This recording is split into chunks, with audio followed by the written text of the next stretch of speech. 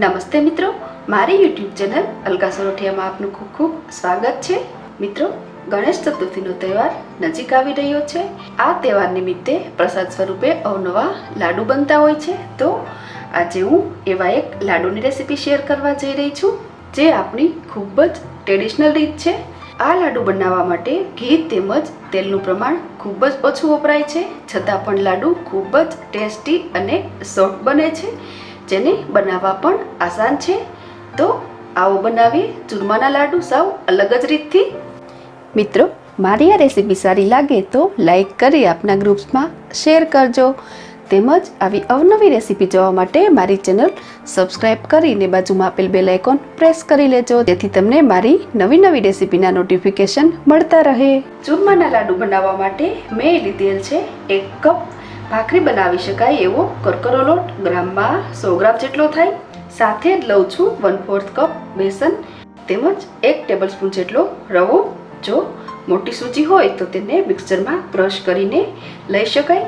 અહીંયા સૂજી તેમજ ચણાનો લોટ સ્કીપ કરીને પણ આ લાડુ બનાવી શકાય, પરંતુ ચણાનો લોટ અને સૂજી લેવાથી લાડુ ખૂબ જ ટેસ્ટી બને છે। કુકિંગ ઓઇલનું મોણ આપીએ। આટલા લોટ સાથે અહીંયા હું કુલ 1.5 ટેબલસ્પૂન કુકિંગ ઓઇલનું મોણ આપું છું। આ લાડુ બનાવવામાં ઘી તેલ ખૂબ જ ઓછા વપરાય છે।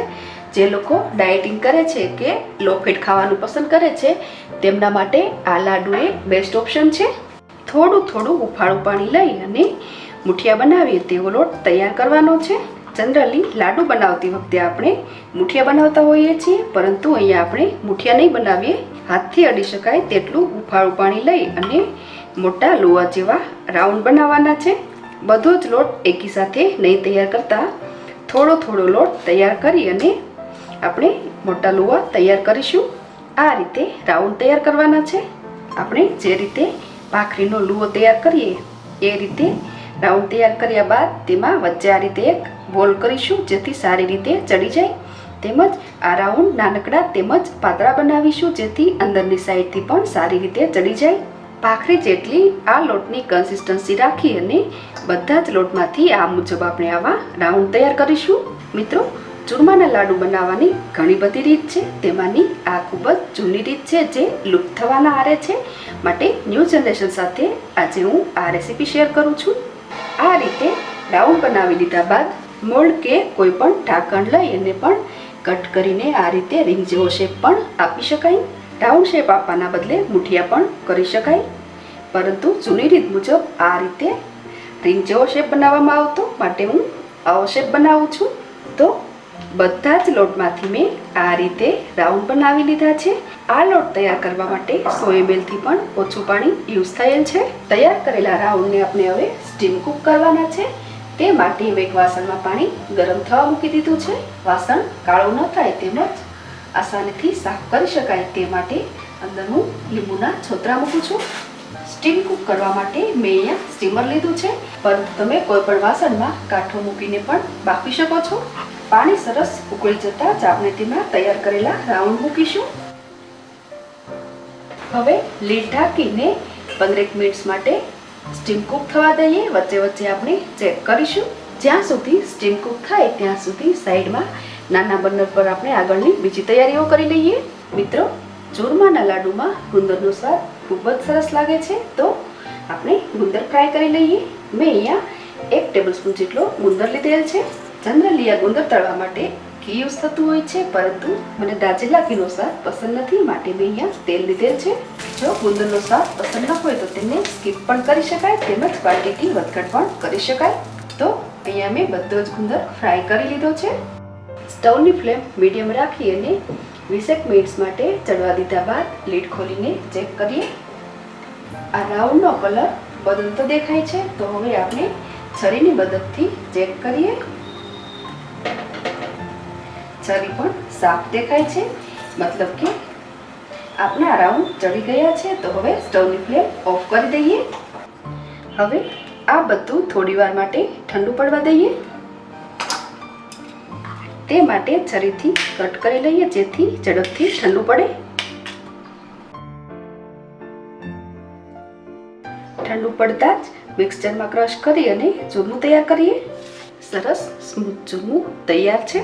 હવે આ ચૂરમું આપણે ચાળી લઈએ. સેમ વે આપણે બધું જ ચૂરમું તૈયાર કરીશું. હવે તેમાં એડ કરીશું 1 ટેબલસ્પૂન જેટલી કિસમિસ, 1 ટેબલસ્પૂન જેટલા બારીક કાપેલા ડ્રાય ફ્રૂટ્સ તેમજ ફ્રાય કરેલો ગુંદર. આ ચૂરમું થોડી વાર માટે સાઈડ પર રાખી દઈએ. મિત્રો, જે લોકો ખૂબ જ ઓછું ઘી ખાવાનું પસંદ કરે છે તેના માટે હું અહીંયા એક ટ્રીક આપું છું. એ મુજબ મેં અહીંયા લીધેલ છે 2 ટેબલસ્પૂન જેટલું કોપરું. મેં અહીંયા સળી જેવું કોપરું લીધેલ છે કારણ કે ચૂરમાના લાડુમાં આ કોપરાનો સ્વાદ ખૂબ જ સરસ આવે છે. સાથે જ તેમાં એડ કરું છું 1.5 ટેબલસ્પૂન જેટલું દૂધ. આ પ્રોસેસ ટોટલી ઓપ્શનલ છે, પરંતુ ઉફાળા દૂધમાં થોડી વાર માટે કોપરું રાખી અને લાડુમાં યુઝ કરવાથી કોપરાનો સ્વાદ પણ સરસ આવે છે અને ખૂબ જ ઓછા ઘીમાં સરસ લસપસતા અને ટેસ્ટી લાડુ પણ બની શકે છે. તો થોડી વાર માટે આ દૂધ તેમજ કોપરું પણ સાઈડ પર રાખી દઈએ. મિત્રો, હવે આપણે આ લાડુ માટે ગોળનો પાક તૈયાર કરીશું. તે માટે મેં લીધેલ છે 4 ટેબલસ્પૂન જેટલું દેશી ઘી. સાથે જ મેં લીધેલ છે 1/3 કપ ગોળ. ગ્રામમાં કહું તો આ ગોળ 100 ગ્રામ જેટલો છે. અહીંયા ચૂરમા સાથે ઘી તેમજ દળેલી ખાંડ મિક્સ કરીને પણ લાડુ બનાવી શકાય, પરંતુ ગોળનો પાક લઈને લાડુ બનાવવાથી લાડુ ખૂબ જ ટેસ્ટી લાગે છે. ઘી સાથે ગોળ પણ મિક્સ કરી દઈએ. મેં અહીંયા નેચરલ ગોળ લીધેલ છે માટે તેનો કલર થોડો ડાર્ક છે. સ્ટવની ફ્લેમ સ્લો રાખીને જ આ પ્રોસેસ કરવાની છે. આ પ્રોસેસ વખતે એ વાતનું ખાસ ધ્યાન રાખવાનું છે કે આપણો પાક વધારે ન આવી જાય. જો અહીંયા પાક વધુ આવે તો લાડુ સોફ્ટ બનતા નથી. અહીંયા ગોળ માત્ર સારી રીતે પીગળી જાય એટલો જ પાક લેવાનો છે. મેં અહીંયા કુલ 4 ટેબલસ્પૂન ઘી લીધેલ છે, પરંતુ જરૂર જણાય તો આપણે પાછળથી થોડું ઘી એડ કરીશું. ગોળ સારી રીતે મેલ્ટ થઈ ગયેલ છે તેમજ ગોળમાં ફૂલ પડતા દેખાય છે તો સ્ટવની ફ્લેમ ઓફ કરી દઈએ. તેમજ ઘી તેમજ ગોળના મિશ્રણને તૈયાર કરેલા ચૂરમા પર એડ કરી દઈએ. સારી રીતે મિક્સ કરીએ. ગોળના પાક સાથે જ દૂધ તેમજ કોપરાનું મિશ્રણ પણ એડ કરી દઈએ. આ પ્રોસેસ ટોટલી ઓપ્શનલ છે. તમે અહીંયા ડાયરેક્ટ કોપરું પણ એડ કરી શકો છો. મેં અહીંયા 1/3 કપ જેટલો જ ગોળ લીધેલ છે, પરંતુ સ્વાદ મુજબ ગોળની ક્વોન્ટિટીમાં વધઘટ પણ કરી શકો. સારી રીતે મિક્સ કરી લીધા બાદ આ મિશ્રણને હાથથી અડી શકાય તેટલું ઠંડુ પડવા દઈએ. ઠંડુ પડી ગયા બાદ આપણે આ મિશ્રણમાંથી લાડુ તૈયાર કરીશું. હાથથી અડી શકાય એટલું ઠંડુ પડતા આ મિશ્રણમાંથી નાનકડા લાડુ વાળીને તૈયાર કરીએ.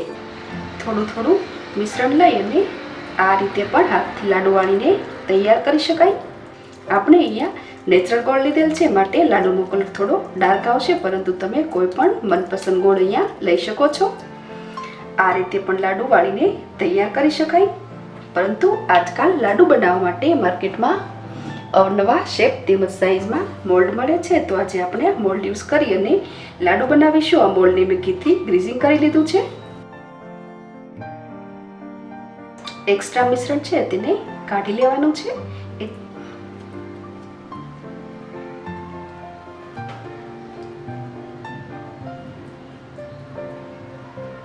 આ રીતે આપણે બધા જ લાડુ તૈયાર કરીશું.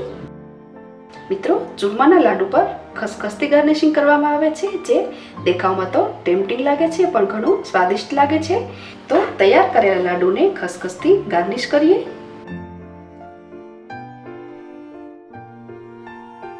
મિત્રો, આ આપણા ચૂરમાના લાડુ બનીને તૈયાર છે. આટલી ક્વોન્ટિટીમાંથી મીડિયમ સાઇઝના કુલ 10 લાડુ બની શકે. મિત્રો, આપ લાડુ ખાવાના શોખીન છો, પરંતુ જો ઘી ખાવાથી ડરો છો તો મેં જેટલી ક્વોન્ટિટીમાં ઘી યુઝ કરેલ છે તેનાથી પણ ઓછું ઘી યુઝ કરીને આ લાડુ બનાવી શકો છો. તો મિત્રો, તમે પણ આ રીતે ટ્રાય કરજો ચૂરમાના લાડુ. મિત્રો, ટ્રેડિશનલ રીતથી લાડુ બનાવવાની મારી આ રેસીપી સારી લાગે તો લાઈક કરજો, આપના ગ્રુપ્સમાં શેર કરજો તેમજ ચેનલને સબસ્ક્રાઈબ કરવાનું ભૂલશો નહીં. ફરી મળીશું નવી રેસીપી સાથે. Thanks for watching.